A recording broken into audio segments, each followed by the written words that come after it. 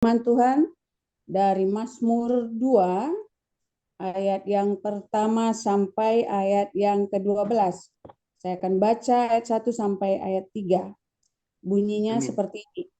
Raja yang diurapi Tuhan, mengapa rusuh bangsa-bangsa? Mengapa suku-suku bangsa mereka-reka perkara yang sia-sia? Raja-raja dunia bersiap-siap dan para pembesar bermufakat bersama-sama melawan Tuhan dan yang diurapinya.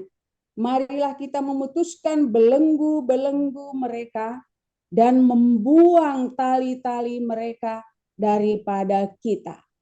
Nah, saya sih sebenarnya belum berapa mempersiapkan tentang ayat ini ya. Tadi malam sekilas dari Mazmur besok baru begitu saja. Cuma saya mencoba, mudah-mudahan tidak salah ya. Di sini dikatakan raja yang diurapi Tuhan. Ini juga kurang jelas bagi saya apakah raja itu, tapi raja dunia kali maksudnya ya. Siapa itu? Ya kayaknya di sini itu Daud ya, raja yang diurapi Tuhan. Bagaimana Daud dipersiapkan oleh Tuhan, bagaimana Daud yang manusia merasa tidak berwibawa dan tidak mungkin dibawa untuk tidak mungkin dipilih menjadi seorang pemimpin, baik itu oleh keluarganya sendiri maupun oleh orang lain, sehingga pada saat dia mau diurapi oleh Tuhan melalui Imam Samuel, di situ ya udah kamu sana gembalakan aja domba-domba kita, biarlah abang-abangmu aja yang ikut, kamu nggak usah, karena memang mungkin keluarga mereka sendiri atau orang tuanya sendiri, udahlah kau asal aja lah, berarti ada sedikit di situ menganggap remeh atau mungkin siapa sih kamu anakku, kamu masih muda, kamu begini, kamu begitu. Nah, tapi di sini kita melihat sebagai judul raja yang diurapi Tuhan, justru dengan perlakuan seperti itu justru Tuhan mempedulikan orang yang menurut manusia tidak pantas gitu ya menjadi seorang pemimpin. Nah, tapi dia diberkati, diurapi oleh Tuhan. Malah sebelum dia datang, kita tidak akan makan, kita tidak akan memulai acara ini. Panggil dia, kata Imam Samuel pada saat itu. Nah, dan kita melihat di sini di ayat 1, mengapa rusuh bangsa-bangsa, mengapa suku-suku bangsa mereka-reka perkara yang sia-sia. Kita melihat bagaimana raja-raja dunia yang terkadang mereka itu mementingkan kepentingannya sendiri. Kalau misalnya ada seorang pemimpin, dia ingin menjadi seorang pemimpin itu adalah untuk kemajuan bangsanya, untuk kemakmuran bangsanya. Ini sungguh luar biasa kalau ada hati seorang pemimpin mencalonkan diri, misalnya seperti Indonesia, tujuannya yang sangat mulia seperti itu, tidak mementingkan diri sendiri sama sekali. Nah, itu sangat baik. Nah, tapi kita melihat pada umumnya adalah mereka itu mementingkan kepentingan sendiri. Berapa gajinya, aku akan berkuasa, orang akan hormat kepadaku, aku akan memerintah. Nah, malah ke sana yang paling ditonjolkan tujuan mereka, motivasi mereka. Nah, bukan untuk bagaimana supaya rakyatku ini semuanya makmur, merasa damai sejahtera di bawah pimpinanku.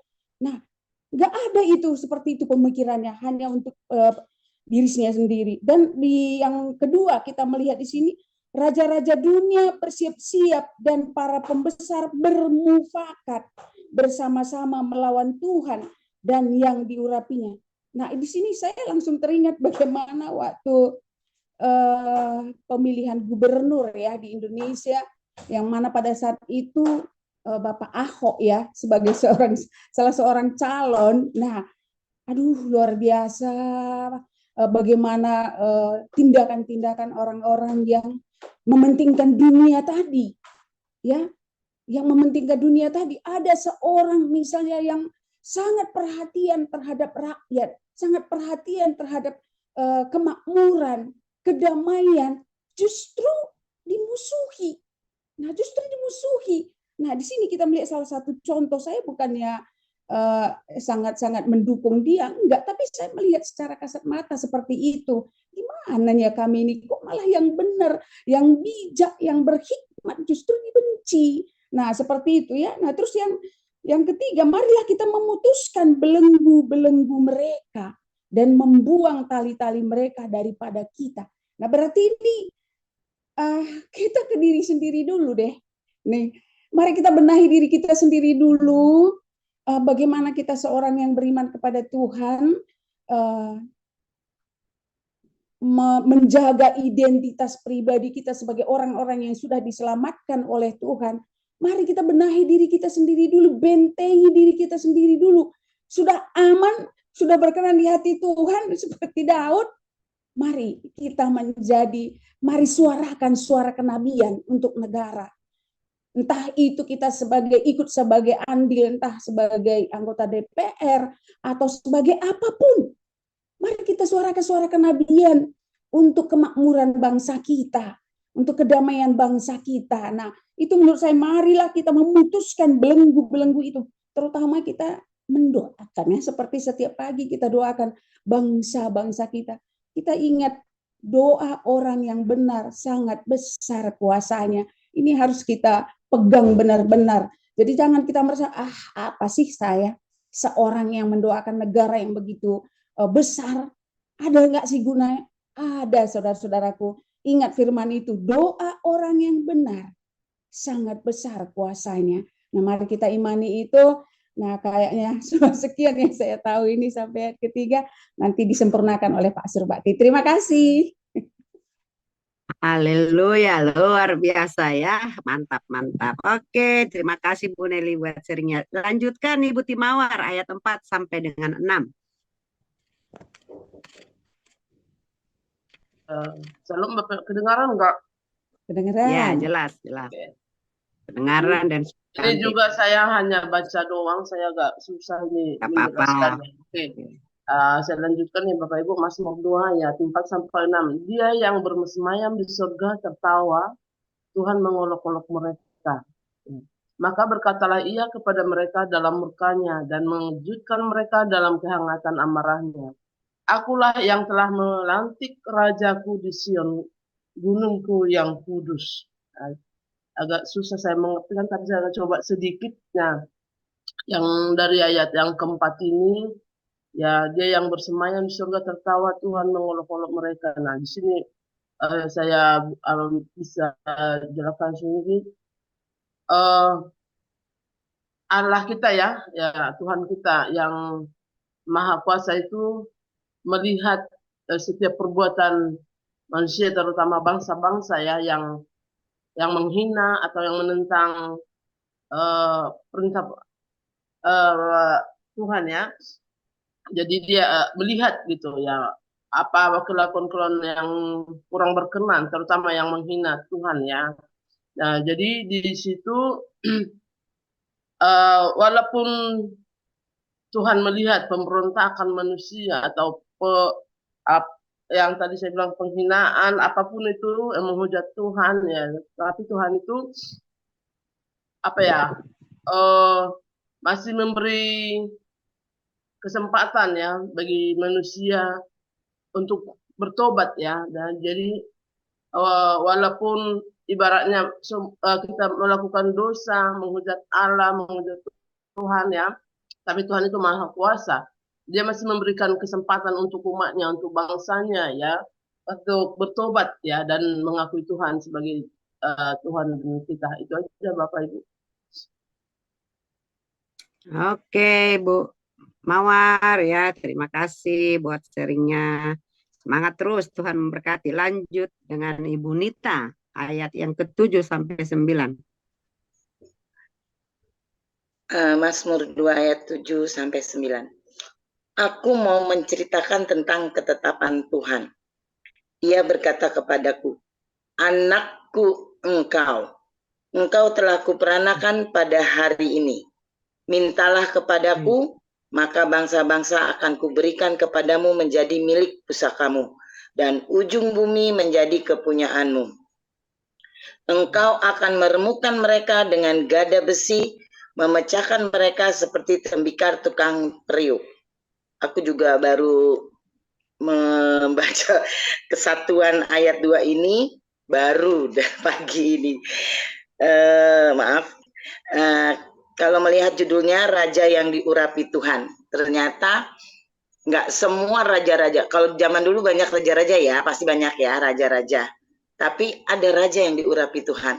Sebenarnya ini satu keistimewaan ya, itu berkat. Dari ayat yang aku baca di 789 ini, aku cuma melihat kalau sudah Tuhan pilih, sudah Tuhan miliki, diperuntukkan untuk, ya kayak ini kamu jadi anak, diperanakan hari ini, kamu tuh akan menerima berkat dan kuasa. Ya, berkat itu yang di ayat 8, mintalah kepadaku, itu udah yang namanya anak enak ya minta gitu, dan ada kuasa yaitu untuk meremukan mereka dengan ganda. Jadi aku nggak bisa panjang lebar, cuman aku bilang gini, emang bener ya enak kalau kita jadi anak Tuhan, nggak bisa bilang anak Tuhan aja, tapi kita mau anak Tuhan yang diurapi, anak Tuhan yang bener-bener ini. Jadi momennya bagaimana kita mengklaim bahwa kita udah dibilang anak Tuhan, tapi anak Tuhan yang gimana, nggak bisa bilang aja anak Tuhan gitu loh. Jadi itu aja yang aku dapat. Aku mau mencari anak Tuhan yang diurapi, judulnya gitu ya. Jadi kepinginnya seperti itu. Itu aja. Makasih. Oke, makasih Bu Nita. Haleluya Tuhan. Jadi 10 sampai 12. Ya. Oleh sebab itu, hai raja-raja, bertindaklah bijaksana, terimalah pengajaran, hai para hakim dunia. Beribadalah kepada Tuhan dengan takut, dan ciumlah kakinya dengan gemetar, supaya Dia jangan murka dan kamu binasa di jalan. Sebab mudah sekali murkanya menyala. Berbahagialah semua orang yang berlindung padanya. Nah, kalau saya perhatikan dari ayat pertama, ini berbicara tentang satu pribadi, yaitu tentang Tuhan, tapi lewat wujud pada saat itu, bagaimana Daud tadi dikatakan Ibu Nelly. Nah, Daud sendiri orang yang diurapi Tuhan. Jadi Tuhan rindu supaya orang yang diurapi itu mengalami satu kemenangan, lepas kemenangan, menghadap siapa? Yaitu menghadap raja-raja dunia ini. Nah, jadi kalau kita lihat contohnya, Yesus sendiri orang berpikir kalah. Justru ketika Yesus disalib, di situ menunjukkan kemenangannya. Jadi peristiwa dalam Perjanjian Lama, apa yang dialami oleh Daud, diwujudkan dalam pribadi Yesus. Dia adalah raja atas segala raja, dan dia orang yang diurapi, dan Yesus punya kuasa untuk memutuskan belenggu-belenggu. Kata belenggu adalah ikatan. Yesus punya kuasa tanpa batas.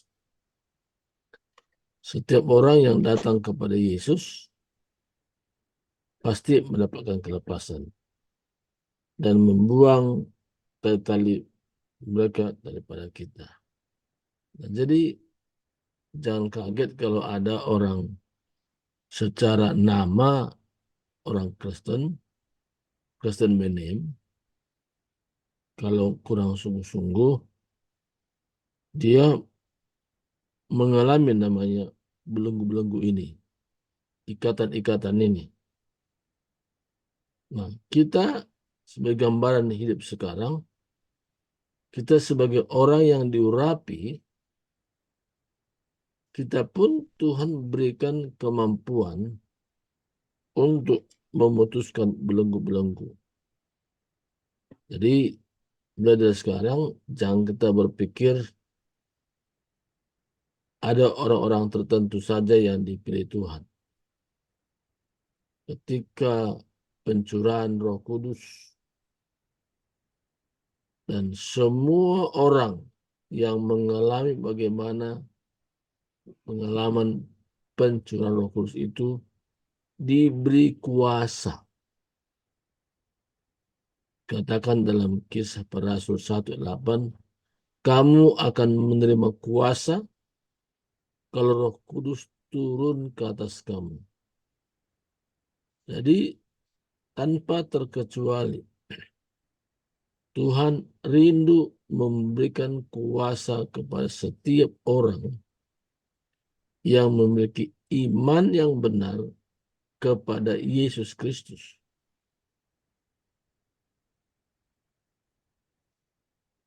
Yesus memberikan kuasa melalui kehadiran Roh Kudus.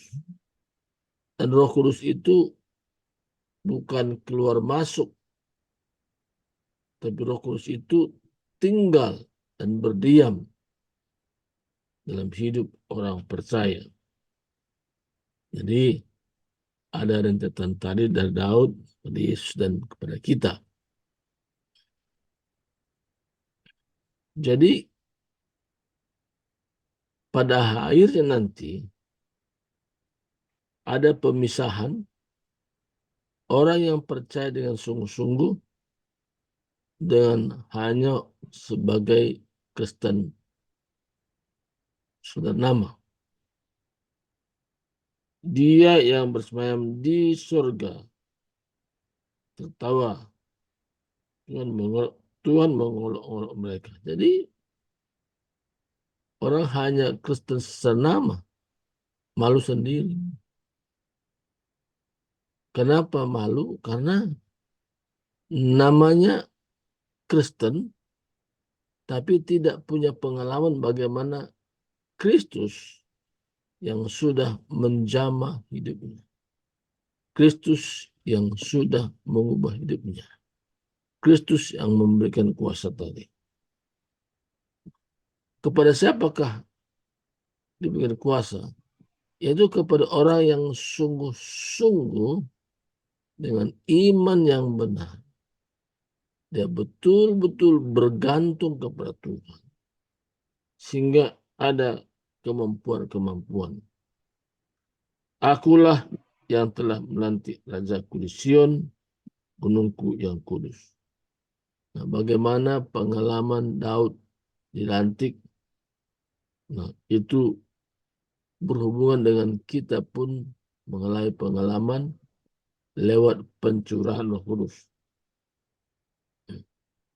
Kalau kita mengalami pencurahan Roh Kudus, kita menjadi orang yang berpotensi. Apa potensi yang diberikan bagi kita? Yaitu jiwa-jiwa yang terhilang, jiwa-jiwa yang tersesat, jiwa-jiwa yang tidak peduli tentang keselamatan. Mintalah kepadaku, maka bangsa-bangsa akan kuberikan kepadamu. Jadi doa kita yang paling utama yaitu jiwa-jiwa. Untuk kebutuhan kita sehari-hari. Tidak ada perkataan mintalah. Tapi Tuhan katakan, jangan kamu khawatir. Apa yang kau makan, apa yang kau minum, apa yang kau pakai. Tapi berkaitan dengan bangsa-bangsa. Mintalah kepada aku. Doa kita yang paling utama, yaitu doa supaya pemakaian Tuhan itu sungguh nyata melalui hidup kita. Tidak ada istilahnya ya hanya orang-orang tertentu saja dipakai Tuhan. Tapi semua orang akan dipakai Tuhan dengan dasar. Semua orang tanpa terkecuali. Jadi pemakaian Tuhan itu dimulai dari kerinduan. Kalau kita rindu, Tuhan akan pakai. Jadi kerinduan kita itu sungguh menjadi pusat perhatian Tuhan. Ketika kita rindu, pemakaian Tuhan itu akan nyatakan. Engkau akan menemukan mereka dengan gada besi, memecahkan mereka seperti tembikar tukang priuk. Nah, arti di sini, lewat kuasa yang ada, kita bisa mengerjakan sesuatu yang spektakuler, sesuatu yang luar biasa, yang berkaitan penjangkauan jiwa-jiwa tadi. Karena jiwa-jiwa itu ada sebagian masih terbelenggu. Siapakah melepaskan itu dari ikatan terbelenggu tadi? Ya kita yang diurapi Tuhan. Kita yang sudah mengalami pembaharuan itu. Kita yang sudah mengalami Kristus hidup dalam diri kita. Kalau kita mengalami Kristus hidup dalam diri kita,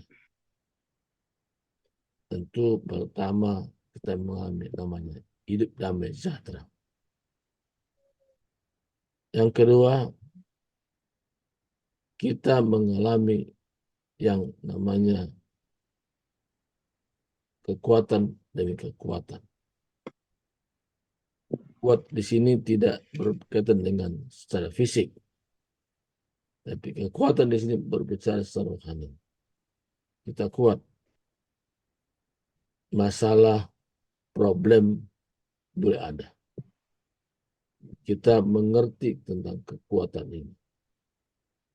Kekuatan ini berkaitan dengan Mazmur pasal yang lain, dikatakan mereka makin lama makin kuat berjalan di Sion. Nah, jadi orang yang mengalami kekuatan Tuhan ini berbicara tentang rohani, yaitu kalau secara fisik pasti menurun ya, tetapi secara rohani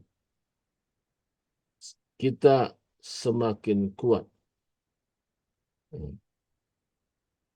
Jadi makin kuat di sini.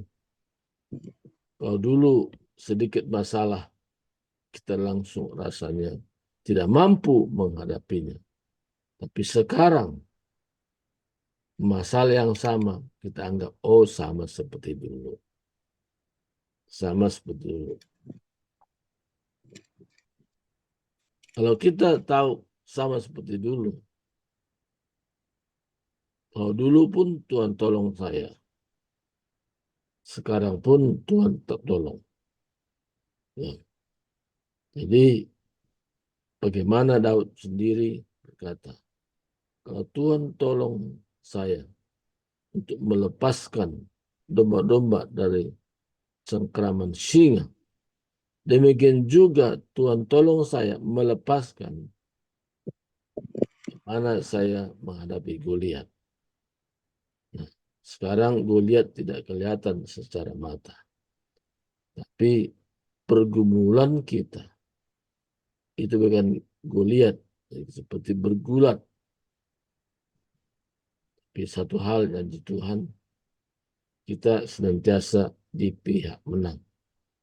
Nah, apa buktinya pihak menang? Tadi telah dikatakan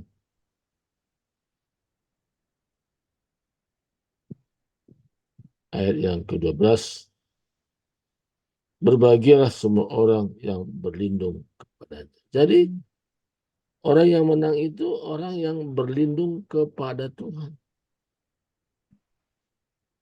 Dialah tempat perlindungan yang teguh. Saya bisa mengalami sendiri tentang perlindungan ini. Kami sebagai hamba Tuhan, banyak yang juga kami alami, hal-hal yang suka secara manusia dunia ini, kami bisa nggak kuat. Tapi ketika kami mengambil sikap, perlindungan kami hanya Tuhan saja, tidak ada yang lain. Bahkan kebutuhan hidup kami pun Tuhan yang menjamin. Nah, dengan cara demikian, ketergantungan dengan Tuhan itu menentukan bagaimana kita kuat menghadapi situasi dunia ini. Problem, masalah boleh ada. Tapi jika kita bergantung kepada kekuatan Tuhan yang melimpah, kita bisa menghadapinya semua. Daud pernah berkata, Engkau menyediakan hidangan di hadapan para lawanku. Ini menggambarkan bagaimana penuhan Tuhan. Sekalipun ada musuh, tapi musuh pun ditaklukkan. Ada pengurapan Tuhan itu luar biasa kepada setiap orang percaya. Terima kasih. Itu saja. Silakan kembali kepada Ibu Tiar. Ya, baik. Terima kasih buat para hamba Tuhan yang luar biasa yang sudah membaca firman Tuhan, bahkan sudah berbagi pada hari ini ya. Nah, firman Tuhan bagi kita untuk pagi hari ini, yaitu pembacaan dari kitab Mazmur pasal yang kedua ya. Setiap hari Jumat kita membaca kitab Mazmur. Jadi satu pasal setiap hari Jumat karena kita disertai dengan doa dan puasa. Ya, jadi kita puasa setengah hari, nanti kita baru makan siang, kita berbuka. Oleh karena itu saya percaya kita semua diberkati dengan pemaparan ataupun tadi yang diseringkan oleh teman-teman kita ya. Tadi Bu Nelly berkata bahwa Daud itu orang yang tidak diperhitungkan oleh manusia, bahkan keluarganya sendiri. Tapi Tuhan mempersiapkan dia. Luar biasa ya. Nah, kita juga seperti itu. Dalam kehidupan ini kadang-kadang kita anggap remeh sama orang. Ternyata itu yang benar. Ya. Jadi jangan lihat casingnya atau parasnya katanya ya. Tapi Tuhan melihat hati. Dan tadi juga Ibu Timawar juga sudah berbagi. Ya, dia katakan bahwa ya hanya dengan kita lebih dekat dengan Tuhan Allah kita ya, kita bisa menang, kita bisa melewati hari-hari kita ya. Hanya Dia yang tahu apa yang kita alami dan isi hati kita. Dan yang ketiga tadi ada Ibu Nita, dia bilang, waduh saya mau jadi anak Tuhan yang punya otoritas, yang punya kuasa, sehingga bisa enak meminta katanya. Karena anak minta apa saja sama Bapa dikasih ya. Bahkan dikatakan bangsa-bangsa akan kuberikan kepadamu, ayat yang ke-8 ya. Mintalah kepadaku maka bangsa-bangsa akan kuberikan kepadamu menjadi milik pusakamu dan ujung bumi menjadi kepunyaanmu. Jadi bicara kuasa dan otoritas ada diberikan Tuhan bagi setiap kita. Tinggal bagaimana kita, sanggup nggak kita menerimanya. Sebenarnya dari kita masalahnya, bukan dari Tuhan. Tuhan itu baik dan sangat baik ya. Dan tadi terakhir oleh hambanya, ya saya selalu tercengang kalau dibilang begini.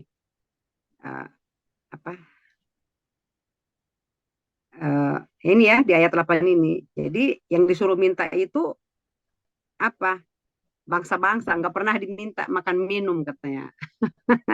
Padahal yang kita butuhkan makan minum ya Bapak Ibu. Jadi kalau dengar begitu kadang-kadang iya ya gimana ya gitu kan. Nah, tapi pengertiannya yang saya tangkap begini. Kalau masalah makan minum, kebutuhan sehari-hari, pakaian dan sebagainya, itu orang dunia pun mendapatkannya karena mereka bekerja, mereka berusaha. Jadi sama dengan kita. Jadi kelebihan anak Tuhan itu tadi. Kata Bu Nita ada otoritas, ada kuasa lebih gitu loh. Ya kalau kita dapat itu karena bekerja itu memang udah wajar. hasil dari jerih payah kita. Tapi kalau kita minta bangsa-bangsa, artinya apa? Bicara kita takut Tuhan, kita bijaksana. Karena kalau tanpa takut Tuhan, tanpa kita tidak mendapatkan hikmat, ya, maka kita tidak bisa mengerjakan itu. Ya, itu yang saya tangkap. Baik Bapak Ibu, dan yang terakhir dikatakan berbahagialah semua orang yang berlindung kepadanya, kepada Tuhan. Ya, baik. Terima kasih. Untuk Bu Ellen tidak usah malu ya. Memang inilah kalau online ataupun Zoom kadang-kadang terkendala. Jadi itu bukan disengaja ya. Bu Ellen ngecat saya katanya gini, aduh kok tiba-tiba error ya, laptop saya. Jadi saya nggak bisa buka mic. Tapi saya dengar semua apa yang dibicarakan pagi hari ini. Seperti itu ya. Dia bilang jadi saya malu gitu. Jadi nggak perlu malu. Bu Ellen, Tuhan tahu hati Bu Ellen. Tadi seperti Raja Daud ya, yang tidak diperhitungkan orang, tapi Tuhan tahu. Dan kami juga bangga buat Bu Ellen yang setiap hari mau bergabung di The Power of Love, ya, bisa berbagi, bisa bersama-sama. Itu juga membuat orang lain lebih semangat, ya, mempunyai kerinduan. Wah, Bu Ellen saja yang di sana sudah siang, udah jam 7, tapi dia juga bukan nggak ada kesibukan tentunya. Dia sebagai hamba Tuhan, memegang jemaat. Tapi dia masih mau berbagi dengan kita, mau bersama-sama dengan kita, ya, seperti itu.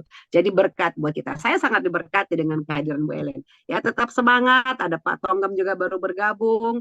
Dan yang lain-lain ya, Bu Elvina Ginting ya. Semangat buat Tuhan. Dan itu tadi, ketika kita bergabung dalam ibadah ini, kita jangan berpikir, aduh nanti saya begini, nanti saya begini. Memang kita harus itu tadi ya. Yang pertama, kita belajar juga bisa mengerti teman kita. Kalaupun terlambat atau keluar masuk, kita tanyakan dulu. Mungkin ada sesuatu. Mungkin ada jaringan atau laptop atau handphone yang kurang bersahabat gitu ya. Nah, kemudian juga yang kedua, ya kita saling mendoakanlah lewat ibadah ini. Kita mencari hatinya Tuhan, merebut hatinya Tuhan ya, bukan hatinya Pak Surbakti atau saya, enggak ya, hatinya Tuhan. Karena apa? Kalau hatinya Tuhan sudah direbut, itu semua sudah mencakup. Seperti Daud tadi ya, nggak ada bapaknya aja dia bilang, ah udahlah kamu masih kecil, masih bocah gitu ya Bu Nelia, udah kamu jaga kambing aja. Saya ingat dulu begitu, orang tua kita dulu kan, kita benar begitu, kalau keluarga datang gitu kan, anak-anak disuruh, udah clean jaga itu ya ayam, jangan sampai nanti dimakani semua jemuran kita itu, katanya nggak boleh kita nimbrung. Jadi hanya orang tua aja. Ternyata sebelum dia datang ke sini tidak akan mulai acara ini. Wow, keren kan? Kenapa? Karena memang dikatakan dalam Alkitab, Daud adalah raja yang berkenan di hadapan Tuhan. Ya, nah, jadi itu Daud itu raja yang dipersiapkan. Demikian juga Yesus Kristus dipersiapkan. Tadi hambanya sudah jelaskan, kalau secara dunia Yesus itu nggak punya apa-apa di dunia ini, ya, nggak punya rumah, ya. Kalau hambanya sering ngomong begini, mau khotbah saja dia minjem perahu, numpang di rumah orang, iya kan? Nah, jadi nggak ada, dia nggak punya mimbar, nggak punya gereja, gitu ya. Nah, jadi makanya memang benar ya, bahwa kekristenan itu bukan judul apa namanya organisasinya ya, mengikuti Yesus itu hatinya, ya kan? Apakah kita benar-benar sudah mengerti menerima Yesus sebagai Tuhan dan Juru Selamat? Itu saja dari saya, semoga menjadi berkat Bapak Ibu ya. Dan pagi hari ini kita akan mengakhiri ibadah kita. Nanti saya bagi dua ini pendoa, kasihan nanti Bu Lydia lalang sampai batuk-batuk nanti dia kalau kepanjangan. Bu Lydia ya, kita bagi dua pendoa.